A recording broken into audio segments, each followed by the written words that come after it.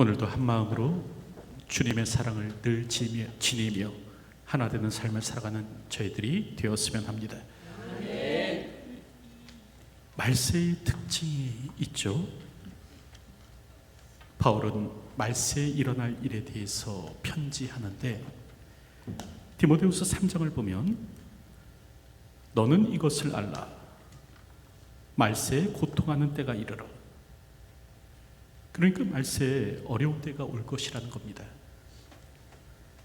사람들이 자기를 사랑하며 그러니까 이기주의에 빠지며 돈을 사랑하며 자랑하며 돈을 사랑할 뿐만 아니라 이걸 이제 자랑한다는 겁니다. 뽐내며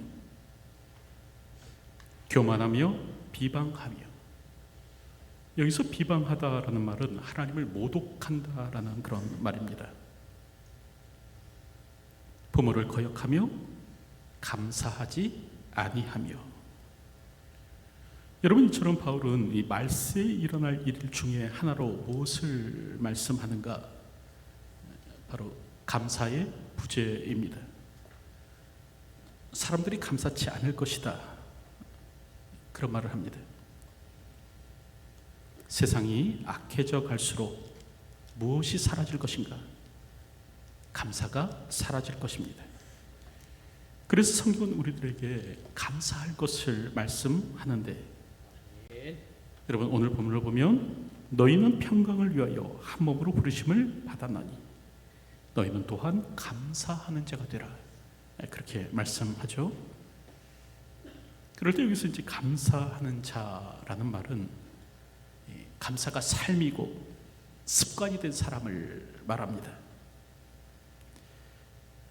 특별히 이 뇌과학의 발달로 사람의 뇌에는 습관회로라는 것이 있음을 알게 되었습니다.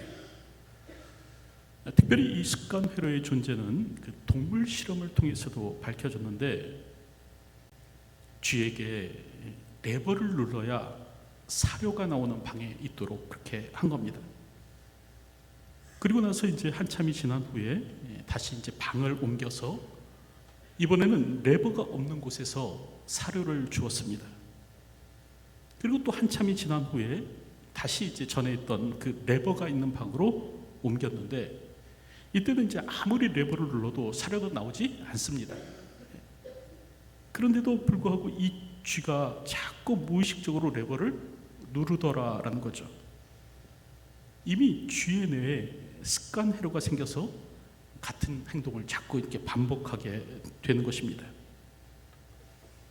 그럴 때 MIT의 앤 그레이빌 또 카일 스미스 교수는 사람도 이와 같다, 그런 말을 합니다. 우리 뇌에는 습관 회로가 있어 어떤 행동을 반복하다 이 회로에 걸려들면 습관이 돼서 좀처럼 벗어나기 어렵다라는 거죠. 여러분, 배가 고프지 않음에도 왜 자꾸 냉장고 문을 열게 되는가? 담배를 끊었음에도 불구하고 왜 자꾸 주머니를 뒤져서 담배 찾는 행동을 하게 되는가? 바로 이 습관 회로 때문에 그렇습니다. 습관 회로가 형성되면 좀처럼 벗어나기 어려운 겁니다. 그런데 다행인 것은 감사도 이와 같습니다. 다시 말하면 우리 뇌에 이 감사하는 습관 회로가 형성이 되면 오늘 우리는 무엇이든지 감사하는 사람이 될 수 있다는 것이죠.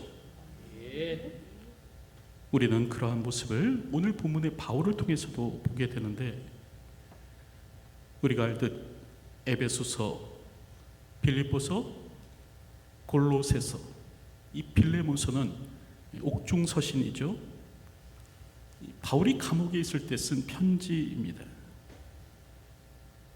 바울은 골로새서를 쓸 당시 옥중에 있었는데 어둡고 춥고 외로운 상황을 지냈어야 했습니다.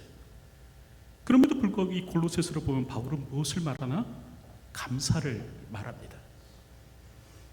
골로새서 1장 3절을 보면 우리가 너희를 위하여 기도할 때마다 하나님 곧 우리 주 예수 그리스도의 아버지께 감사하노라. 여러분, 바울은 감사를 말하죠. 또 골로새서 1장 12절을 보면 우리로 하여금 빛 가운데서 성도의 기업의 부분을 얻기에 합당하게 하신 아버지께 감사하게 하시기를 원하노라. 감사를 말하는 겁니다. 또 골로새서 2장 7절을 보면 그 안에 뿌리를 박으며 세움을 받아 교훈을 받은 대로 믿음에 굳게 서서 감사함을 넘치게 하라. 여러분, 감사할 것을 말하고요. 또 골로새서 3장 15절도 그렇습니다. 그리스도의 평강이 너희 마음을 주장하게 하라. 너희는 평강을 위하여 한 몸으로 부르심을 받았나니 너희는 또한 감사하는 자가 되라. 더불어 골로새서 3장 16절을 보면 그리스도의 말씀이 너희 속에 풍성히 거하여 모든 지혜로 피차 가르치며 권면하고 시와 찬송과 신령한 노래를 부르며 감사하는 마음으로 하나님을 찬양하고, 또 골로새서 3장 17절을 보면 또 무엇을 하든지 말이나 일이나 다 주 예수의 이름으로 하고 그를 힘입어 하나님 아버지께 감사하라. 골로새서 4장 2절을 보면 기도를 계속하고 기도에 감사함으로 깨어 있으라. 여러분, 이처럼 이 골로새서는 짧은 편지입니다. 그럼에도 불구하고 바울은 여러 차례 반복해서 무엇을 말하나? 감사를 말하고 있죠. 이처럼 바울은 감사의 사람이었습니다. 어떤 상황에서도 감사하는 사람이었죠. 다시 한 번 더 말씀드리지만 세상 끝이 될수록 사라져갈 것이 무엇인가? 바로 감사입니다. 왜냐하면 타락한 인간은 감사할 줄 모르기 때문에 그렇습니다. 자기 중심적이다 보니까 그냥 잘 되면 내 탓으로 생각하는 거예요. 그래서 이사야서를 보면 하나님께서는 이렇게까지 말씀하시는데 소는 그 임자를 알고 나귀는 그 주인의 구유를 알건만은 이스라엘은 알지 못하고 나의 백성은 깨닫지 못하는도다. 하나님은 은혜를 알지 못하고 감사치 않는 이스라엘을 향해서 뭐라고 말하는가? 소만도 못하다. 이 나귀만도 못한 것들아. 그런 말씀을 하는 것이죠. 일본의 신학자 우치무라 간조가 그런 말을 했습니다. 하나님이 만일 인간을 저주하신다면 실패나 질병이나 배신이나 죽음으로 하지 않고, 오늘 우리는 하나님께서 사람을 저주하실 때 뭐 질병이나 막 실패나 또 죽음이나 뭐 이런 걸로 사람을 저주한다고 생각하죠. 그런 것으로 하지 않고 하나님이 계신 것을 믿지 못하는 불신앙으로, 성경을 읽어도 귀에 들어오지 않는 악한 귀로, 또한 감사하는 마음이 전혀 생기지 않는 메마른 마음으로 저주하실 것이다. 그런 말을 했습니다. 여러분, 실패나 질병이나 배신이나 죽음보다 더한 저주가 무엇인가? 감사치 못하는 마음입니다. 감사하지 않는 메마른 마음으로 사는 것이죠. 오늘 우리에게는 감사의 마음이 있어야 합니다. 감사하는 자가 되어야 하는데, 이를 위해서 첫째로요, 여러분, 오늘 우리가 감사하는 자가 되려고 한다면 작은 것에도 감사할 수 있어야 됩니다. 그래서 데살로니가전서 5장 18절을 보면 범사에 감사하라. 이것이 그리스도 예수 안에서 너희를 향하신 하나님의 뜻이니라. 그렇게 말씀합니다. 여러분, 여기서 범사라는 말은 모든 일을 말하죠. 어떤 처지에든지 큰 일만이 아닙니다. 여러분, 감사는 작은 일에도 하라라는 그런 뜻이죠. 그 장 도미니크 보비라는 그 세계적 여성지죠. 그 엘르의 편집장이 있었습니다. 이 사람은 이제 잘생긴 외모, 또 화려한 언변으로 프랑스 사교계를 풍미했는데 1995년 뇌졸중으로 쓰러집니다. 그러면서 이제 눈 한쪽만 움직일 수 있게 되었습니다. 그럴 때 이 보비는 이제 유일하게 움직일 수 있는 그 왼쪽 눈으로 사람들과 소통하는 법을 익혔는데, 이제 왼쪽 눈을 깜빡거려서 이제 알파벳을 표현한 겁니다. 그러면서 이제 이를 통해서 사람들과 소통했는데, 그리고 나서 1년 3개월 동안 이 왼쪽 눈을 수십만 번 이상 깜빡거려서 잠수복과 나비라는 책을 냈습니다. 그럴 때 그의 책 서문에 무엇이 적혀있는가? 이런 글이 적혀 있어요. 만일 고이다 못해 흘러내리는 침을 삼킬 수만 있다면 그는 세상에서 가장 행복한 사람일 것이다. 이 침만 삼킬 수만 있다면 그 사람은 가장 행복한 사람일 거다. 그런 말을 했습니다.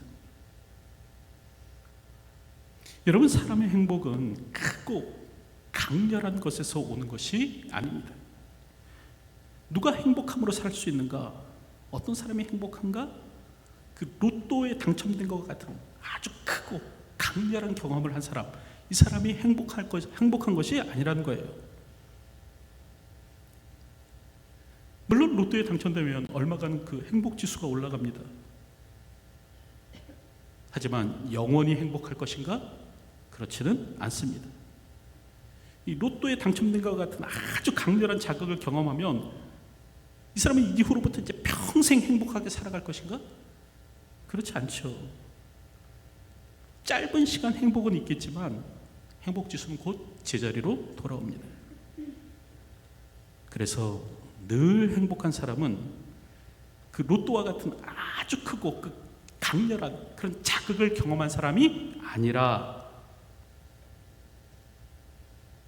일상에서 소소한 행복을 자주 경험한 사람이라고 그렇게 하는 겁니다. 아침에 아기가 처음으로 엄마라고 불렀어요. 아침에 일어나서 아름다운 해돋는 광경을 보았어요. 한밤중에 고양이를 곁에 두고 음악을 들었어요.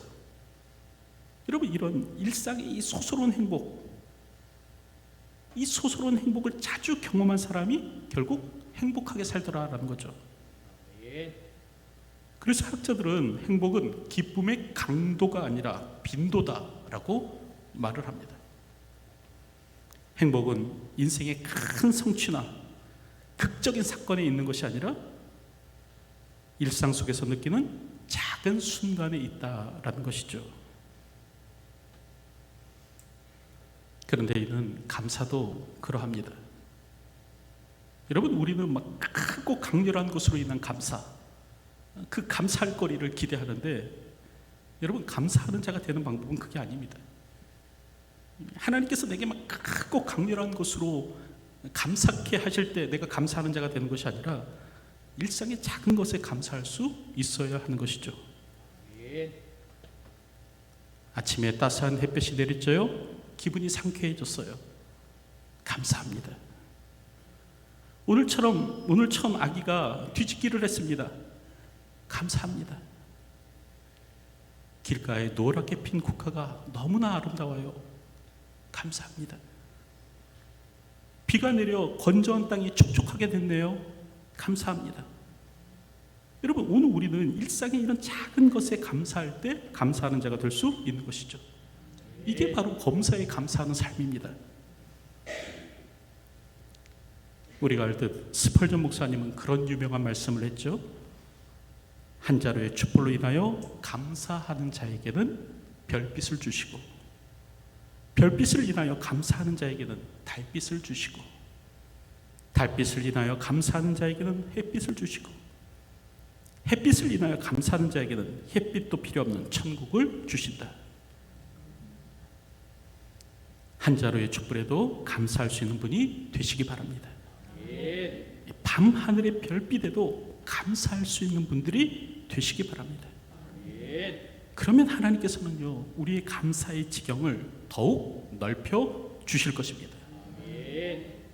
둘째로, 오늘 우리가 감사하는 자가 되기 위해서는 그리스도의 평강이 우리 마음을 주장토록 해야 합니다. 그래서 오늘 우리가 읽은 본문 말씀 보면 너희는 또한 감사하는 자가 되라 라는 이 말씀 이전에 그리스도의 평강이 너희 마음을 주장하게 하라, 그렇게 말씀하고 있죠. 여러분, 감사의 적, 가운데 하나가 바로 염려입니다. 다시 말하면 평강은 감사의 친구고요, 염려는 감사의 적입니다. 우리 마음에 염려가 있을 때 감사는 사라집니다. 우리가 염려에 사로잡히면 감사는 도망가게 되어 있죠. 그래서 바울은 골로새 교회를 향해 뭐라고 편지하는가?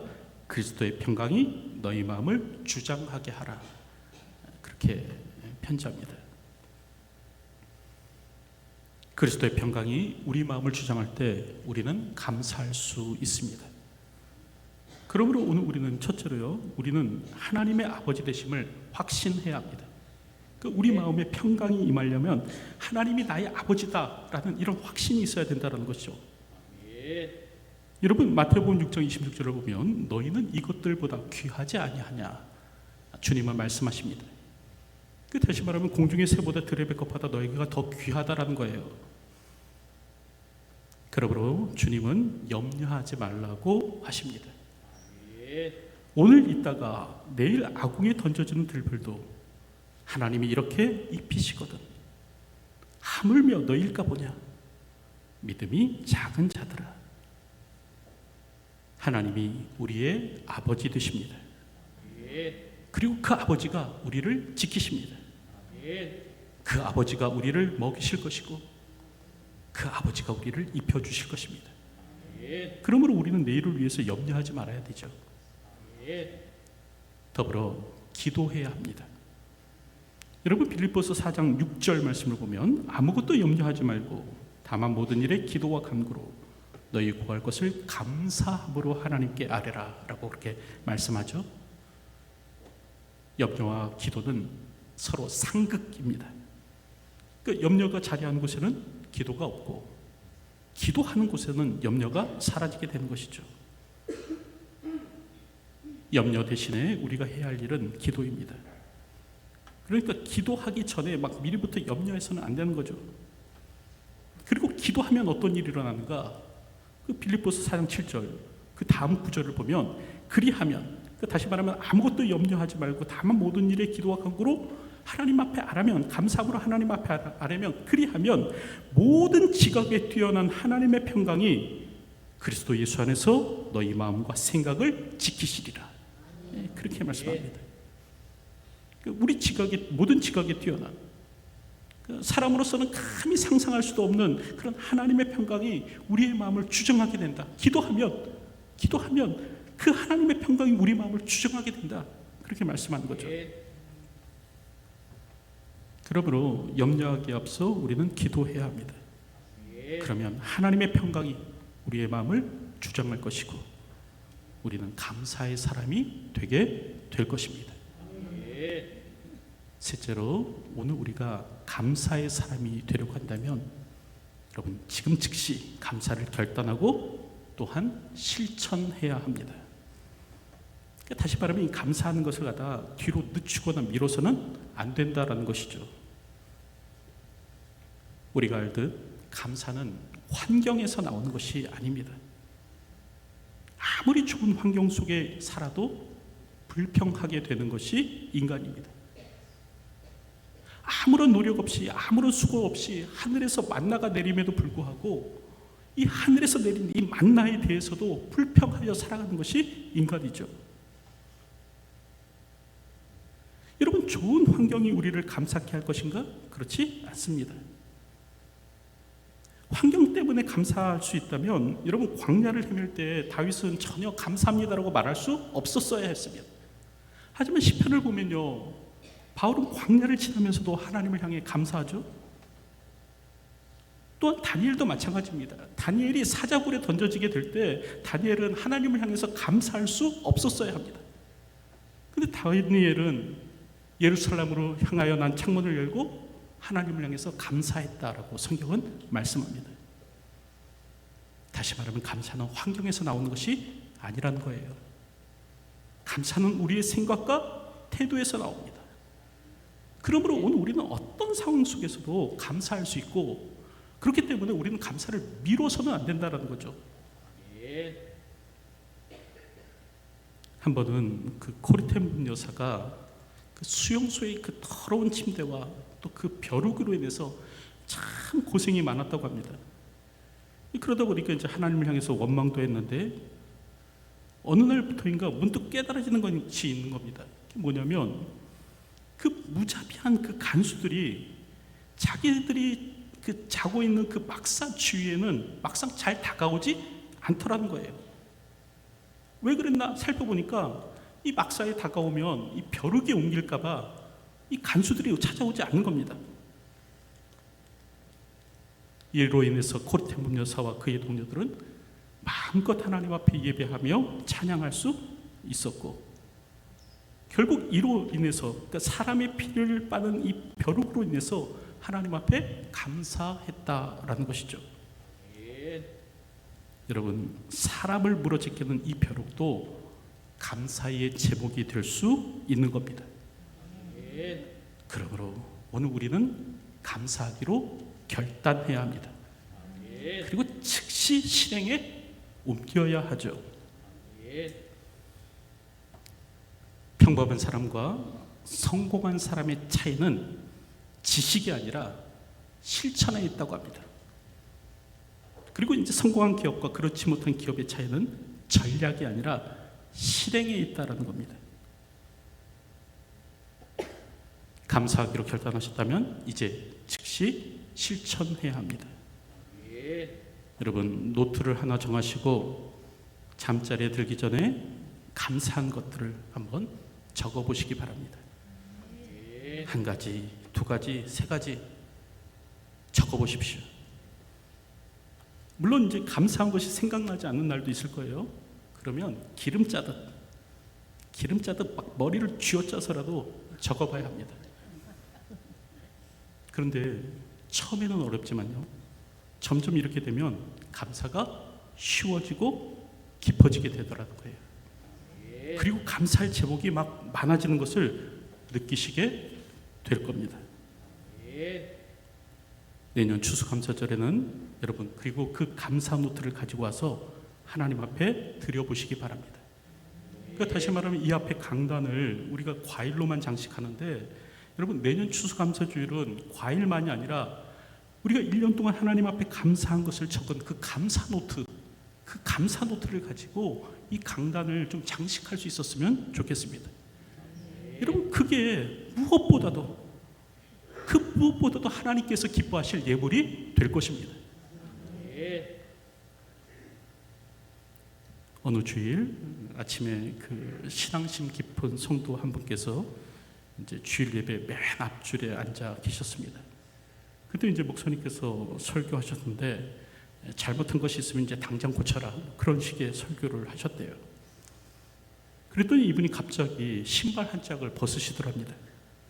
그리고 막 또 양말도 벗는 거예요. 그러자 이제 사람들의 관심이 다 그분에게 쏠렸죠. 결국 목사님은 이제 설교를 중단하고 무슨 일입니까? 물었습니다. 그러자 그 성도님은 별일 아닙니다. 그 양말 한 짝 뒤집으시는 것이 생각나서요. 그렇게 답하더랍니다. 그래서 목사님은 그렇다면 형제요, 예배가 끝날 때까지 기다렸다가 양말을 고쳐 신을 수 없었습니까? 그렇게 말했더니 이 사람이 아닙니다 목사님. 목사님의 말씀처럼 잘못된 것이 있다면 당장 고쳐야죠. 그렇게 대답했다는 거죠. 여러분, 감사도 마찬가지입니다. 나중에, 후에 아니고요, 지금 당장 감사할 수 있어야 됩니다. 오늘도 즉시 감사를 실천하는 분이 되시기 바랍니다. 이제 말씀을 맺으려고 하는데, 오늘은 추수감사주일입니다. 우리의 감사를 다시 되돌아보는 시간이죠. 하나님께서는 우리가 감사하는 자가 되기를 원하십니다. 감사가 삶이고 습관이길 바라십니다. 여러분, 이를 위해서 작은 것에도 감사할 수 있어야 합니다. 더불어서 하나님의 아버지 되심을 확신하고 기도 가운데서 그리스도의 평강이 나의 마음을 주장하도록 하시기 바랍니다.